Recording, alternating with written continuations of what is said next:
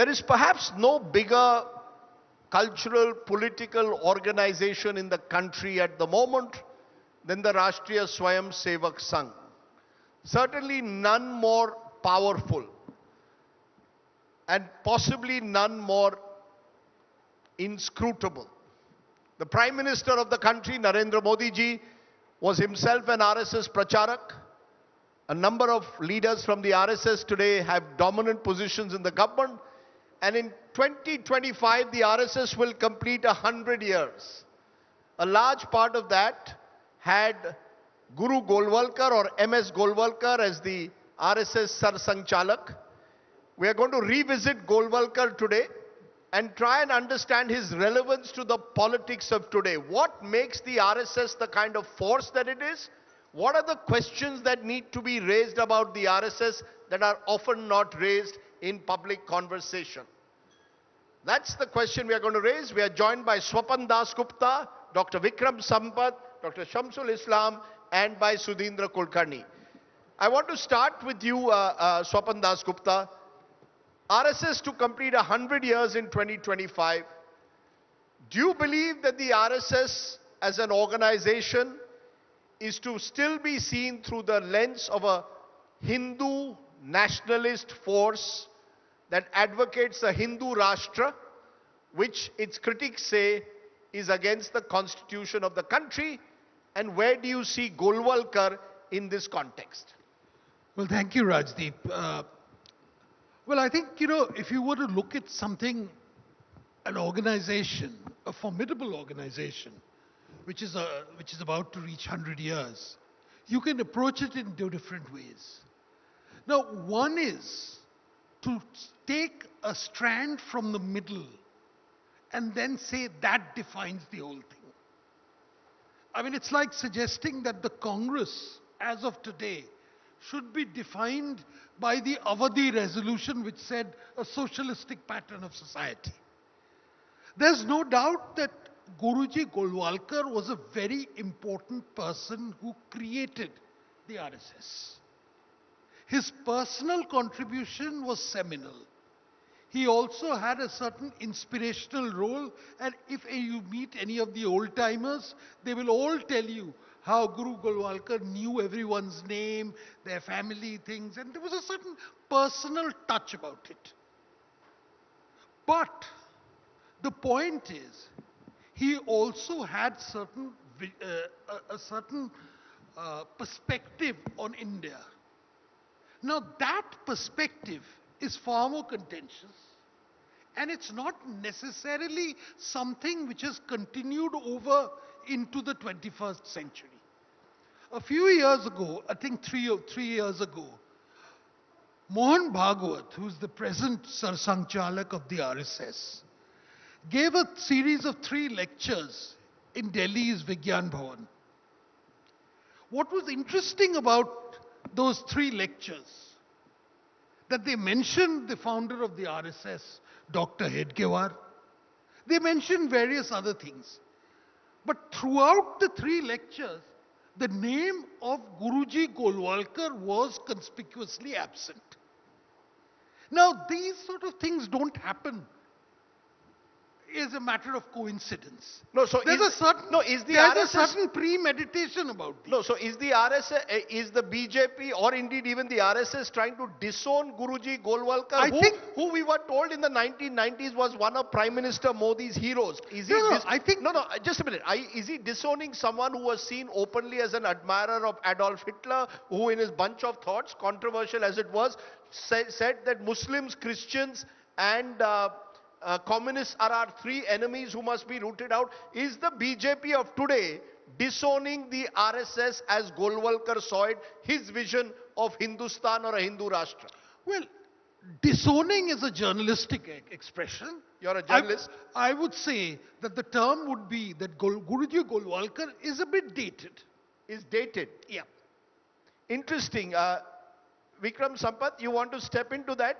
Swapan Das Gupta suggesting that Guruji Golwalkar is dated. What does that mean? I mean, are we saying that someone who controlled the RSS for the longest time, for well over 3 decades? So judge him from the perspective of the 1940s, 50s, 60s. Okay. Please go ahead. Thank you, Rajdeep, and I think I agree with what Shwapanda said, and I'm talking about this as an outsider who's not part of the RSS. I've not even attended a shakha, and I don't know how things operate there. But as a scholar who's looking at Hindutva movements right from the time Savarkar coined the word Hindutva or popularized it, I think we in academic circles or in media circles, we conflate Hindutva and look at it as one monolithic entity. There is a very fundamental to understand the RSS, and that's what is my understanding over the several years I've tried to, research about the phenomenon, is that there's a huge difference between a Savarkarite version of Hindutva and the Hindutva that the RSS practices. In the Savarkarite version of the Hindu Mahasabha, and we conflate the two as being the same, it was a very person-centric, movement. You needed a hero who needed to be adulated, hero worshipped, and the philosophies and the fortunes of the organization were tied up very closely to the rise and fall of that hero. So as Savarkar became unpopular following his, implication in Gandhi's murder, you had the Hindu Mahasabha's fortunes go down. But it is the opposite when it comes to the RSS, where yoking the philosophy to one individual or what he or she says is not important. The larger cause was important. And so it could be the Sar Sangchalak himself. You can say he was there for 33 years.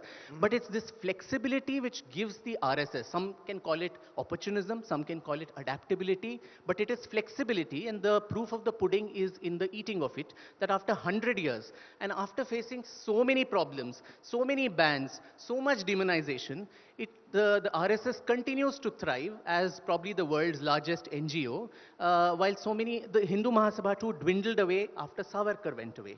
So this fundamental importance, which gives them the flexibility to own, disown, what you can call appropriate different people and ideologies. So even Gandhi and some elements of Gandhi can be very easily adapted by the RSS, and he becomes one of their Pratah Smaraniyas.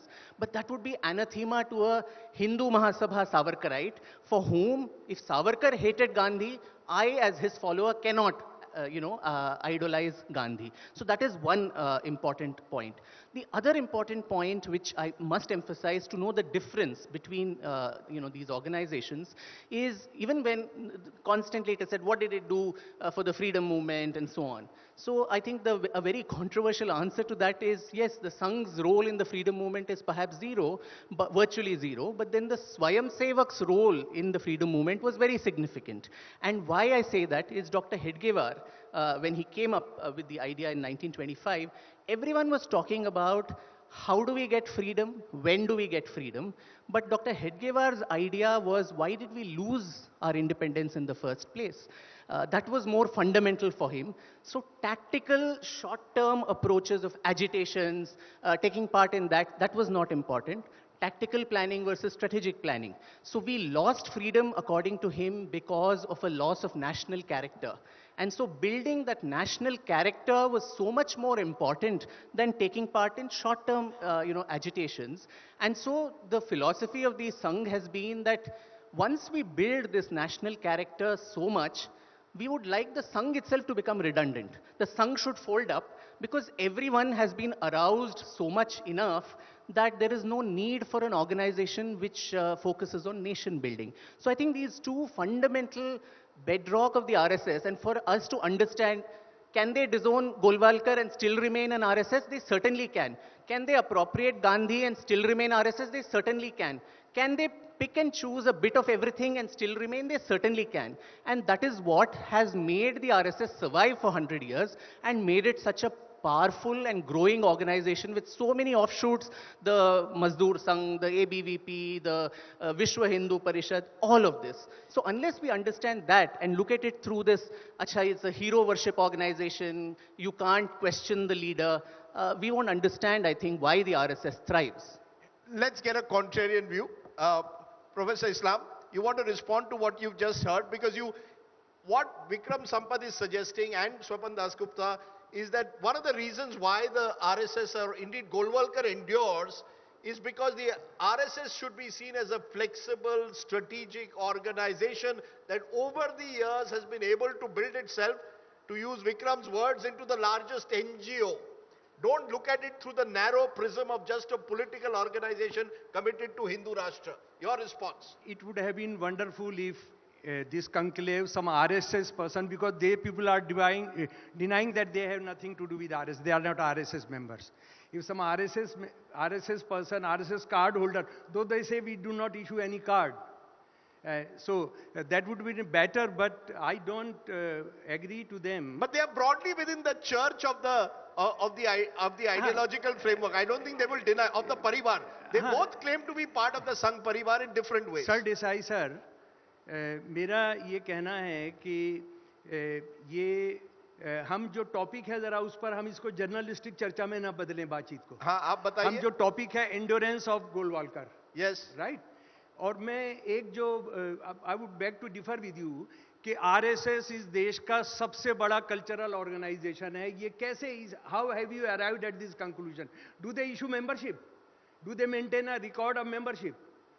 What is the basis of saying, always saying that RSS is the greatest, is the biggest Hindu organization of the world? RSS is the biggest cultural organization of India. I don't think that, I think that's not correct, because they do not give membership. They do not maintain a membership record.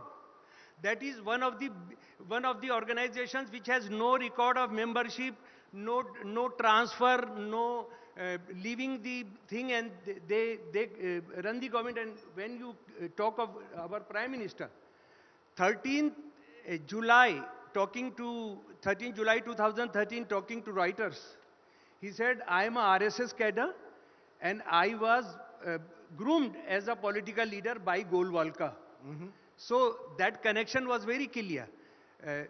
But what I would like to emphasize, जिस पर मैं जोर देना चाहूँगा, और मुझे लग रहा है कि ये मैं मजाक में नहीं कह रहा हूँ, लेकिन गुरु गोलवालकर जी जिन्होंने 80% हिंदी में लिखा, उन पर हम अंग्रेजी में बात कर रहे हैं, तो ये उनकी आत्मा बड़ा परेशान हो रही होगी. मुझे लग रहा है कि ये जो है, मुझे लग रहा है कि गोलवलकर जी ने जो 80% हिंदी में लिखा और उसमें बहुत सारा मैंने जमा किया है, हम थोड़ा उनके मुंह से जानना चाहेंगे. और मुझे डर लगता है कि जो लोग नॉन हिंदी स्पीकिंग जो आरएसएस को या गोलवलकर जी को डिफेंड कर रहे हैं, उन्होंने गोलवलकर जी को पढ़ा ही नहीं है. खास तौर पर उनके 7 वॉल्यूम जो 1970s में आरएसएस ने छापे थे और वो गायब हो गए, वो कहीं मिलते नहीं है. अब वो 12 वॉल्यूम में एक सैनिटाइज्ड उनका एक 12 वॉल्यूम में है, लेकिन श्री गुरुजी समग्र दर्शन जो 7 वॉल्यूम है वो पूरा सब जगह से गायब है. तो हमको पढ़ना चाहिए, और मैं उसमें से कुछ आपको पढ़कर सुनाना चाहता हूं. मुझे लगता है जब भी इसका मौका मिलेगा. जी धन्यवाद. नहीं, आप अपनी बात, what is it that central point that you want to make about Guruji Golwalkar that you are troubled with using what he quoted? जी, एक प्रॉब्लम ये है कि आरएसएस या गुरुजी को लेकर हम मुसलमान और ईसाई वाला सवाल जोड़ देते हैं, उसके बाद फिर किसी और चीज पर चर्चा की जरूरत नहीं.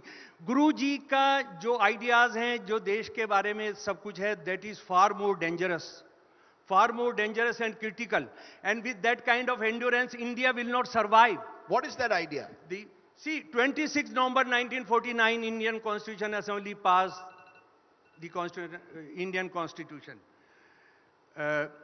4 days after that, RSS mouthpiece, English mouthpiece, 30th November 1949, and that is the time when Guru Golwalkar ji Sar Sanchalak. What is the editorial? But in our constitution, there is no mention of the unique constitutional development in ancient Bharat. Manu's laws were written long before Lycurgus of Sparta or Solon of Persia. To this day, his laws, as enunciated in the Manusmriti, excite the admiration of the world and elicit spontaneous obedience and conformity. But to our constitutional pundits, that means nothing.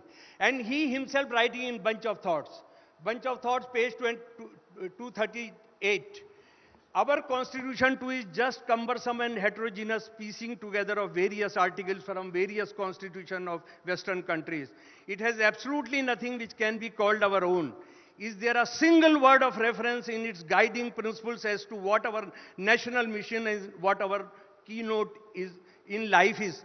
This is exactly what's about Congress and there are so many drafts. You're saying he had no belief in the constitution. Exactly. He believed in the Manusmriti, but that is 1949. We are in 2023. But have RSS or anybody or these friends have rejected Mr. Golwalkar? Islam, Mr. Islam, No, do let you me want finish. everyone to Let me accept finish, this? please. No, please. You must answer this. Do you want what Golwalkar said in 1949 to be a defining facet of Indian politics? Have you? Do you want it? No. Do you want No, it? I'm not It would supposed seem to. that you want it. Gentlemen, No, he I'm wants not to know- supposed he to wants to respond. know when You the are RSS supposed to had respond. disowned Have you it. rejected it? Have you rejected Have it? any forum of RSS rejected it? And about tricolor, 14th August 1947, they come out with an editorial. Those who have come to power through quick of fate may give tricolor in the hands of Hindus. Hindus will never accept it. It has three colors, and three colors are bad omen. Can I just Have add you- to what have you- Mr. have you- Professor have you- Islam No, just so said? tell I will me. I'll take 1 No, minute. I think what I'll he's just saying- take 1 minute, Rajdeep. Yeah. I mean, I mean, these were the times that he's talking about where there was a lot of churn and discussion about this. I'm The talk- Constitution, I'll just finish, sir. Let me The finish. Constitution, Professor the Islam, let him Constitution finish. was being formulated. Professor People Islam, let had him- different views about it. For tricolor, I mean, Gandhiji in July 1947, just before the tricolor was being adopted, he wanted the Union Jack also on the tricolor. And in August, Gandhiji, in his collected works of Mahatma Gandhi, you can go and check it out. In August 1947, he says, if there is no charkha in the middle, and you have the Ashok Chakra and not the charkha that he, had, I will not salute this national flag because I do not consider it as our national flag. So is Gandhiji also then anti-national because he said, I don't want to accept the tricolor. So this was a time of churn. People were talking about the Constitution. And how is it so bad to have a different opinion about the Constitution and say we should include different elements of it? It's not the blasphemy as it is in some Abrahamic religions may not to be seen talk as- about a holy book and say anything against it is, a renegade. Just a minute. Sudhindra Kulkarni, you are listening patiently. You see, Golwalkar, the moment you get deeper into him, will evoke stronger responses because of some of the comments he made, especially in Bunch of Thoughts. Do you believe they are still relevant in 2023, that we should still be debating it, given the fact that the RSS completes 100 years in 2025?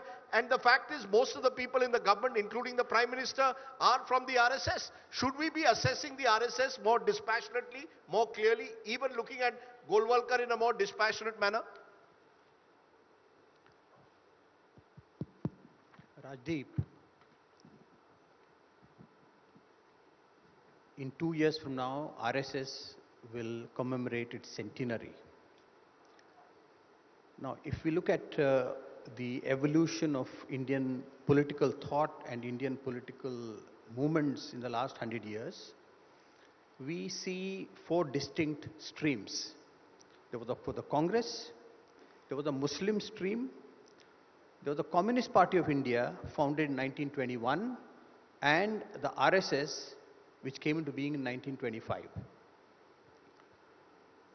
Now, we see that the Communist Party is almost marginalized to the extent of being invisible. Congress has declined. Whether numerically RSS is the largest NGO or not is a different matter, but the fact is that it indeed is a highly influential organization with social influence and political hegemony.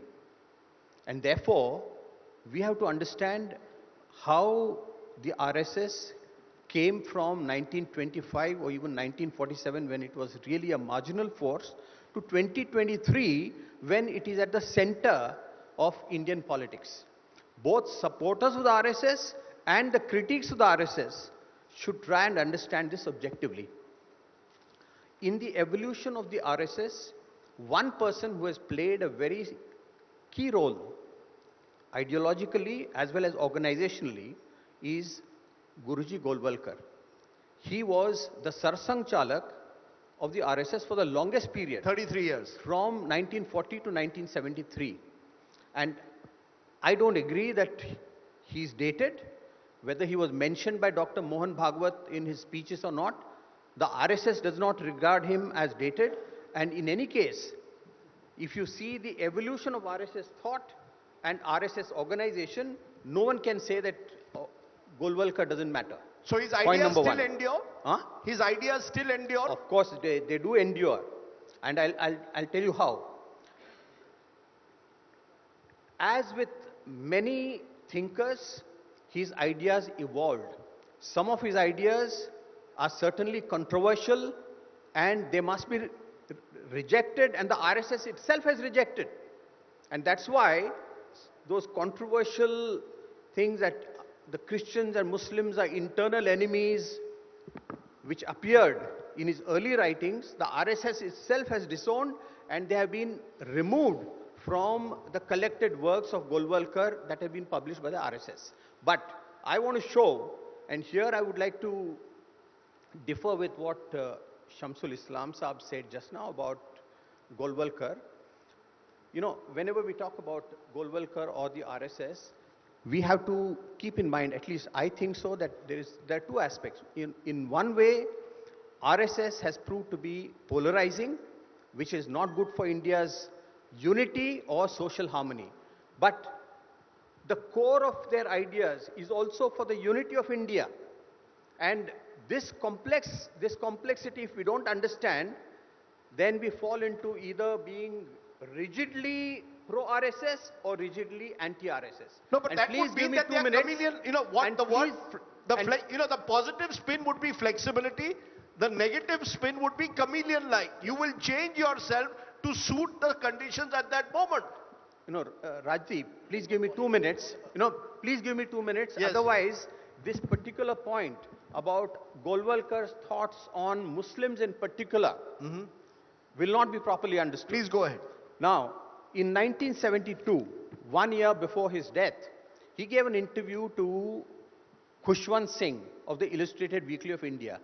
And Khushwant Singh, by no stretch of imagination, can be called pro-RSS. Now, he begins the interview by saying, there are some individuals whom we start to hate without even bothering to know them. Guru Golwalkar comes first in my list of such persons. Then he asks a question, what are your thoughts on Muslim issues? Golwalkar's reply, I have not the slightest doubt that historical factors alone are responsible for the divided loyalty that Muslims have towards India and Pakistan. Moreover, both Muslims and Hindus are equally to blame for this. He says both Hindus and Muslims are equally to blame for this. Nevertheless, it is not right to hold the entire community responsible for the guilt of some people. We have to win over the loyalty of Muslims with love, and certainly by not by mob lynching. I'm optimistic and I believe that Hindutva and Islam will learn to coexist with one another. Okay, this is point number one. Now there's another very important point. Quickly, Just give me yes. 2 minutes. It's very important. There was another interview conducted by none other than the editor of Organizer, K.R. Malkani. K.R. Malkani asked him a question about Uniform Civil Code, which is a topic that is so Yes. current right now. Malkani's question, don't you think that Uniform Civil Code is needed to nurture the sense of nationalism? Golwalkar's answer, I do not think so. What I say on this issue might surprise you and many others, but this is my view, and I must speak out the truth as I see it. Malkani questions, don't you agree that uniformity is needed to promote national unity? Golwalkar says, harmony and uniformity are two different things. For harmony, uniformity is not necessary. There have always been limitless diversities in India. In spite of this, our nation has remained strong and well organized since ancient times. Nature does not like excessive uniformity. And one last sentence. He says, there is no basic difference between those who favor appeasement and those who favor uniformity. Those who favor appeasement and those who favor uniformity. I firmly believe that uniformity is a pointer to the downfall of nations. Now this is Golwalkar. so iconoclastic. I take your point, sir. You know, I have exactly 30 seconds to give the three of you to respond. I'll start with Professor Islam. Effectively, what Sudhindra is saying, these are... Sir, hold the mic. Hold the mic in your hand. We So the mic... need to get answer that if Golwalkar was dated, RSS ever rejected him and said, we disown Golwalkar, you never did it. And when you talk of, Kulkarni Sahab, when you talk of that he united India, you know, what did he think about South Indian Hindus? Let me read again. You know, I had come not to talk of anything but read his writings, his speeches. Listen, he is talking in 1960, December 17, talking to School of Social Sciences, Gujarat University faculty and teachers. Listen carefully. Uniting India, you know, uniting Indian Hindus in an effort to better the human species through crossbreeding, the Nambudiri Brahmins of North were settled in Kerala and a rule was laid down that the eldest son of a Nambudiri family could marry only the daughter of Vaishya, Kshatriya or Shudra communities of Kerala. Another still more courageous rule was that the first offspring of a married woman of any class must be fathered by a Nambudiri Brahmin, and then she could beget children by her husband. Today this experiment will be called adultery, but it was not so. It was limited to the first child. So he believed that... Hold the mic, sir. South Indian Hindus were of lower race. North Indian Hindus were superior race. The other thing, what did he say about caste? Golwalkar not one time, 100 times said, Hinduism, Hindu nationalism and casteism, Varna system are synonymous. You want to know this? One minute. Hundreds and hundreds of places. Okay, you see, there are quotes of Savarkar. No, Vikram, there are quotes of Savarkar which today, if you use them, will embarrass the BJP. There are quotes, as Sudhindra has said, which can be used also to suggest that there was another side to it. Is that the reason why he endures? That because I can choose whatever part of Golwalkar I want? Rajdeep, as a historian, for me, cherry picking quotes like this can mean anything to anyone. I think you need to see a context in which a lot of these people wrote what they wrote, and I would like to... Can I please, what was this context? If you allow me, I will tell you the context. So, I mean... very quickly. Yeah, so I think what the answer is what Gandhi said, like only my latest views on any subject should be taken as my views at that time, not my earlier views. All these were political ideologues and thinkers, and their views evolved over time. That way, Gandhi in 1932, when a group of untouchables went to him, as they were called untouchables, he said, I believe in the Varna system. I don't think it is odious. I think the caste system, it's not a sin, and only untouchability is the only sin. Everybody cannot become a viceroy or a prime minister. It has to come hereditary. You can be, Varna is so important, and that was the fight between him and Ambedkar. So today, if I just pick one quote like this, I can tell you that Gandhi is also a casteist. Now, I'm telling you one thing, Rajdeep, that Varna. Can we have some civility? Can we let me finish?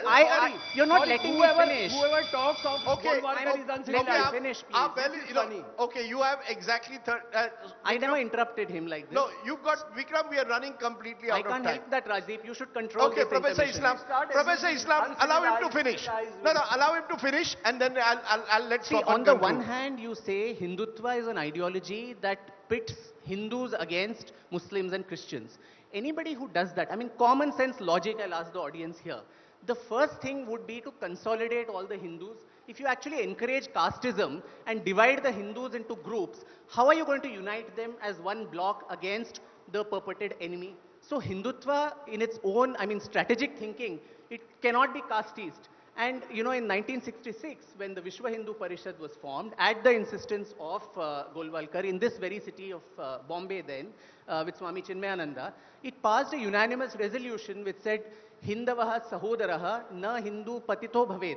All Hindus are born of the same womb, and no Hindu can be a fallen person. So did Savarkar also distance himself from... For Hindutva to survive, I get your point, but the Hindutva fact and is many of the RSS are actually incompatible with each other. Were South Indian Hindus of inferior race? No.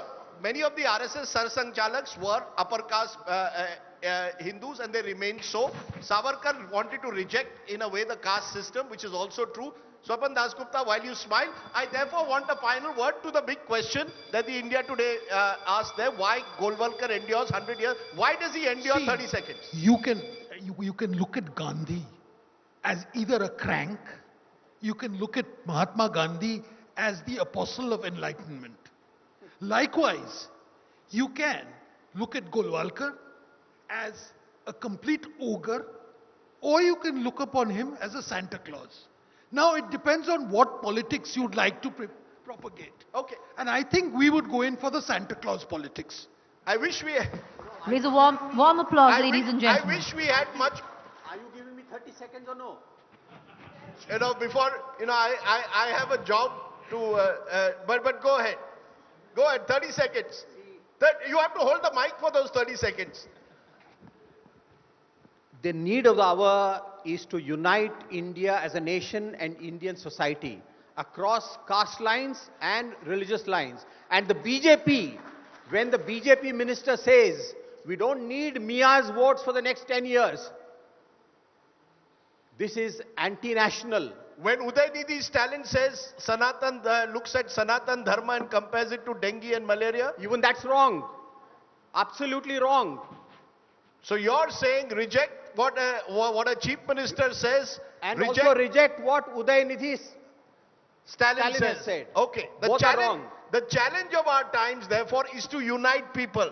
Some, like it or not, Golwalkar today is seen as a divisive figure.